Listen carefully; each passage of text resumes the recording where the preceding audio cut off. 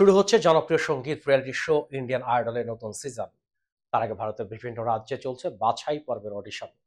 গত 18 জুলাই কলকাতার PB academic school ভ্যালুতে বাছাই পর্বে অংশ নিয়েছেন ঢাকার জাহিদ অন্তু। এর মাধ্যমে প্রথমবারের মতো কোনো বাংলাদেশি অনুষ্ঠানের প্রাথমিক রাউন্ডে নির্বাচিত হলেন। বিস্তারিত জুনায়েদ আহমেদ সৈকতের ডেস্ক রিপোর্টে। সামাজিক যোগাযোগ মাধ্যমে বিভিন্ন শিল্পীর জনপ্রিয় গানগুলো গিটারের তালে তালে কাভার করে বেশ পরিচিতি লাভ করেন জাহিদ অন্তু। পাশাপাশি দেশের একটি বেসরকারি টিভি চ্যানেল আয়োজিত রিয়েলিটি শো ইয়ংস্টার সিজন 2-এর চ্যাম্পিয়ন হয়েছিলেন জাহিদ অন্তু। তিনি জানান, ইন্ডিয়ান আইডলে অংশ নেওয়ার উদ্দেশ্যে কলকাতা যাননি, গিয়েছিলেন ব্যক্তিগত কাজে। পরে জানতে পারেন সেখানেই অডিশন হচ্ছে। গণমাধ্যমে তিনি বলেন, আমি জানতাম ইন্ডিয়ার বাইরে থেকে কেউ অংশ নিতে পারে না, কিন্তু এই প্রতিযোগিতার একজন বলেছিল, আসো চেষ্টা করে দেখো। গিয়ে পাসপোর্ট দেখিয়ে যাবতীয় নিয়মকানুন মেনে অডিশন দেই।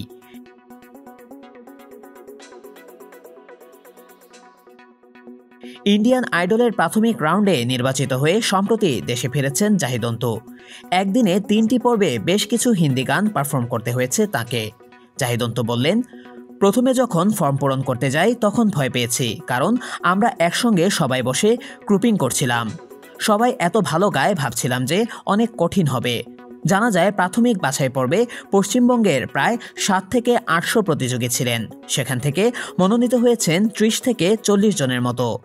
ওই প্রতিযোগিতায় খামোশিয়া, দিল দে দিয়া হ্যাঁ, জানাম, দিল ইবাদত সহ বেশ কিছু হিন্দি গান পারফর্ম করেছেন জাহিদ।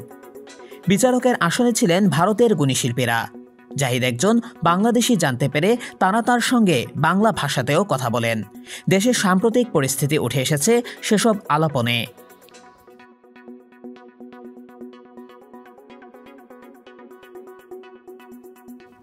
জাহিদ অন্তু নিজেও ছাত্র আন্দোলনে সক্রিয় ছিলেন। তিনি বললেন, সেকেন্ড যে রাউন্ড হলো এটাতে 5 জন বিচারক ছিলেন। যথারীতি আমি গান গাওয়া শুরু করেছি।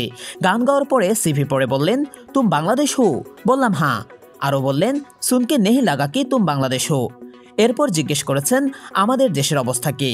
যখন শুনেছেন আমি বাংলাদেশি, তখন আমার সঙ্গে বাংলায় কথা বলেছেন।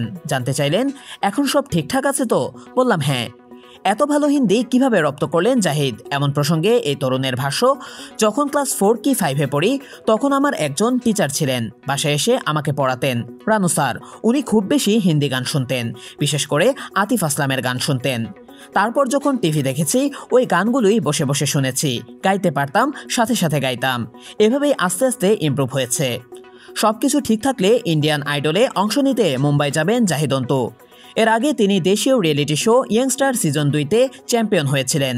পাশাপাশি বেশ কয়েকটি মৌলিক গানও গেয়েছেন।